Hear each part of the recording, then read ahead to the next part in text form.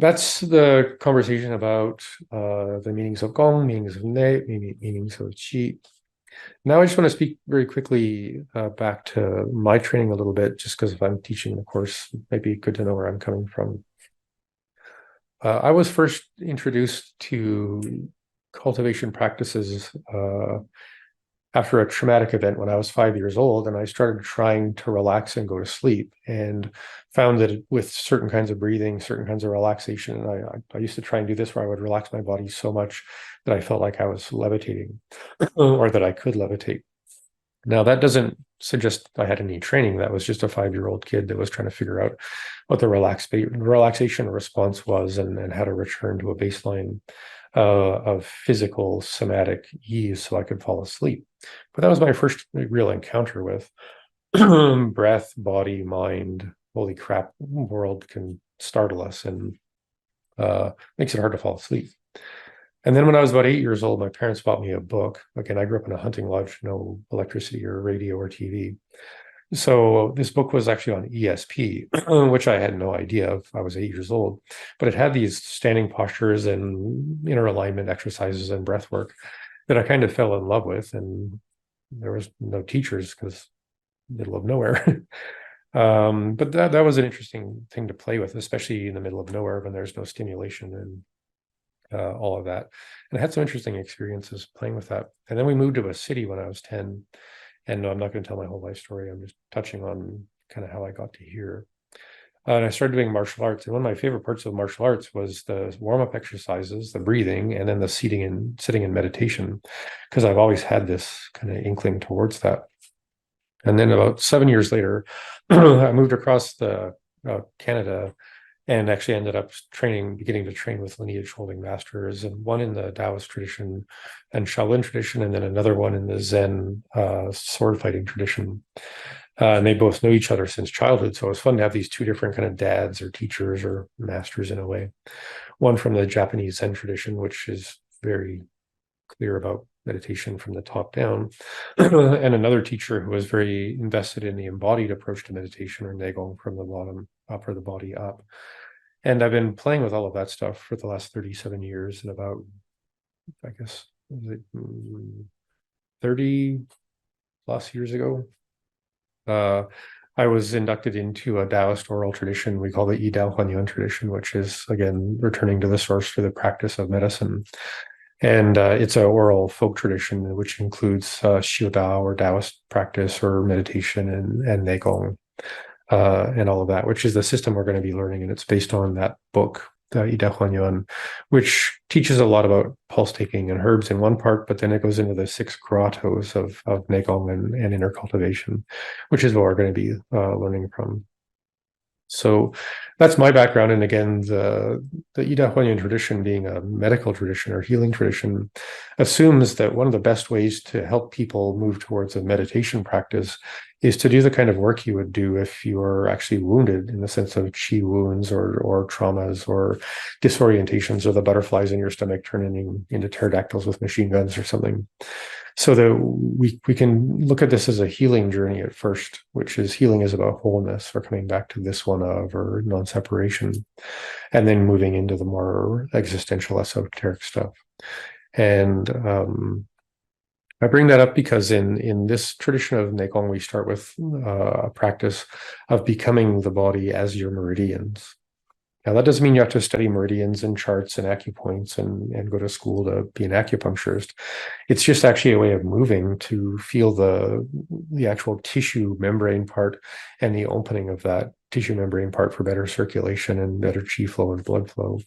It's called the willow dance, and we want to become very aware of our meridians, because if we're going to cultivate a really potent, coherent, and powerful dantian, or 3 or 6 or 9 of them, depending on what you're doing in your practice, it's very important that your meridians are strong and open on the physicality tissue level, not just on the idea level.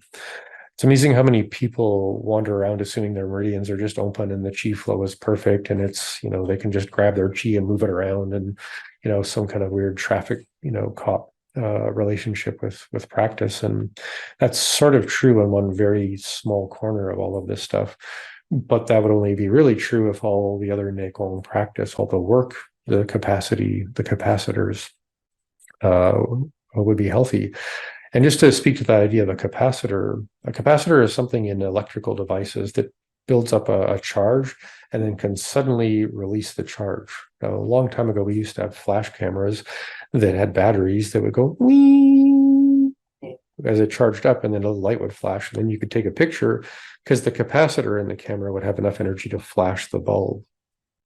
Right. So when we think of meridians and dantians, we want them to be like capacitors in the sense that they have the ability through how we interact with them to circulate, and you could say in a way, carry or keep or hold more qi. Now, this gets into that transition from hunter-gatherer awareness into a cumulative agricultural awareness, which is, if I can do this, where do I put the extra so I can have it for later? Right. And that gets into a bit of a conundrum because that's really not the nature of how Qi Gong works or meridians work or acupuncture works. But it's become a kind of idea story around Qi Gong and Nei Gong and Nei Dan in that post-agricultural context, because we want to hoard things and have more and put it somewhere so we can have it for later. And that's in a way kind of true, but it's true because you've turned your body into a capacitor to hold energy in a way, or carry it around with you, but you have to be in the interactive relationship with qi to hold it or carry it with you. You can't just put it in your pocket and decide it's still there, at least not in the tradition I studied in. So that's why we want to really get into our meridians, and also in the healing sense of becoming deconstructed in the sense of patterns of trauma and conditioning. All of that's held in the shape or the landscape of your meridians, which is why we want to study what's called the Nei Qi, which is, you can see the poster that's here. This is the diagram, the Nei Qi, which is sort of the early, it's not a very old document, but it describes an early relationship with inner cultivation. And it also implies that the awareness we have of what's going on the inside of the body as a landscape or as positions and environments is a very big part of our practice. And that's absolutely true. So in our Nei Gong practice, we're going to do a lot of work with that diagram as a way for us as modern contemporary people to have either an old or a modern view of our inner world.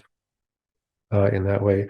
We also want to get into meridians because we need to make a distinction in our practice between what are considered post-heaven or regular meridians, or what I call epigenetic meridians. They still interact with the world, but they also feed into your genetic body, you could say, or your pre-heaven body in a way, so that whenever, if you're having kids, your kids are now prepared for the world based on how you've interacted with your environment, with those interactive, mundane, kind of regular meridians.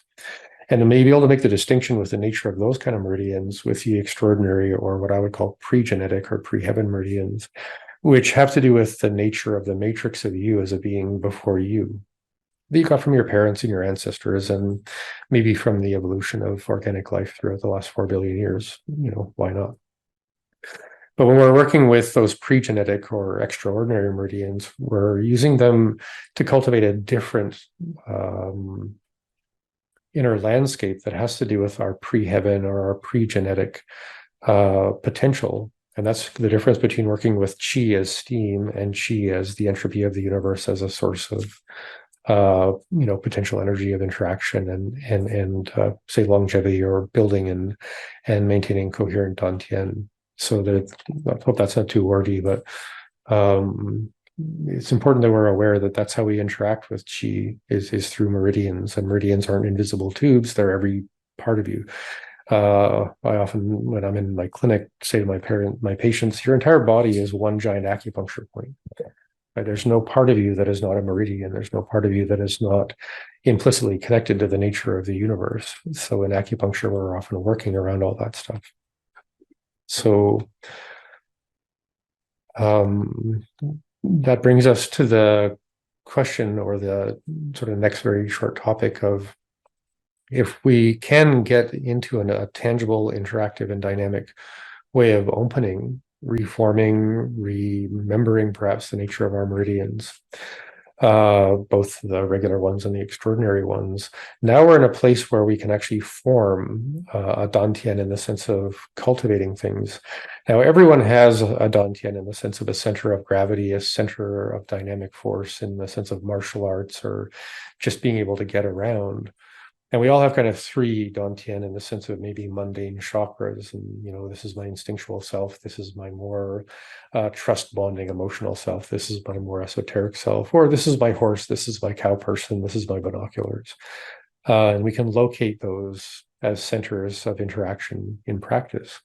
But those are kind of the mundane, you know, ho-hum, everybody can feel into kind of sense of dantian. When we start working with the dantian in the sense of, say, fertilizing the spiritual embryo or cultivating the inner elixir and the cauldron, the fire, which is more Daoist alchemy stuff, we have to form a dantian by reforming our extraordinary meridians so we can work with the pre-heaven qualities of Qi. That may or may not make any sense in English right now. But that's a big part of the practice, is to go through all of the obvious mundane stuff to the deep coherent state stuff to interacting with aspects that are a part of our potential as embodied human beings in meditation, but are kind of, you could say, dormant and might elicit certain sensations in certain high risk, high reward situations. But those are transient experiences of dantian. They're not building an actual coherent, consistent dantian that you can work with for decades. So dantian can be anywhere. So here's some fun. Try not to think about an apple. Well, there you are thinking about an apple, right? Try not to feel into your left little finger. And just for a weird thing, feel into your mouth and kind of feel your tongue for a minute. Don't move your tongue, just feel your tongue. Which side of your tongue feels thicker right now?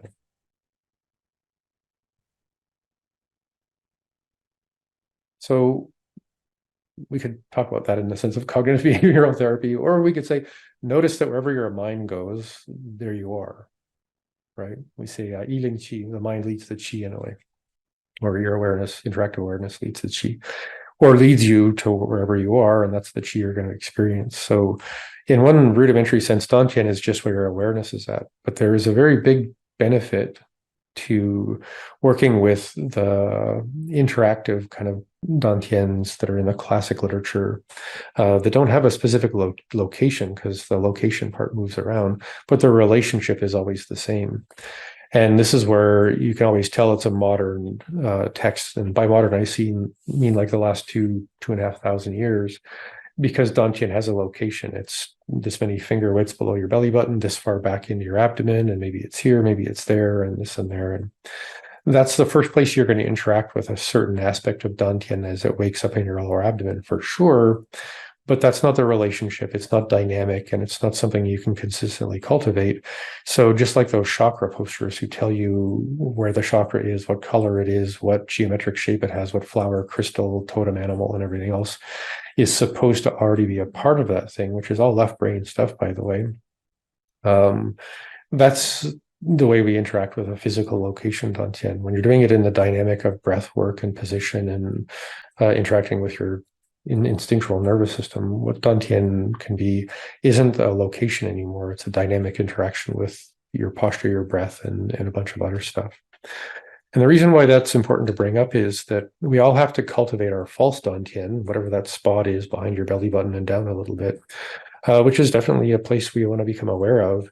But that place of awareness is actually a little bit restless and high because we live in a stimulation addiction, watched in the audience consciousness, often wound up a little bit in our nervous system. So you could say our meridians are a bit uptight, because modern life is a bit uptight. And there's descriptions in texts that go back 1,000 years that say enlightenment's going to be really hard for people because we're all so busy and uptight now that we can't even find our true dantian. we find this fall slightly upset, uptight dantian. So we're going to begin by working with that and then train our breath work and our interactive dynamics and relationships to the point where our dantian is going to fall into a deeper, slightly migrating range of locations and dynamic interactions depending on our practice. So that's, if you've ever heard that conversation or seen people talk about that online, that's the dilemma of the false dantian, is that most of the books talk about start there, because most of the books are like a guidepost for when you're studying with a teacher or the person who maybe wrote the book. So a lot of the books are kind of the table of contents of practice, assuming you have a teacher. And then a lot of the books also are written in code, so people don't hurt themselves and go crazy because you can't really understand it unless you have a teacher, right? And that's sort of the game of Daoist alchemy, especially. So this brings me to just the last couple of topics: is why is breathwork such a big part of Nei Gong and Nei Dan?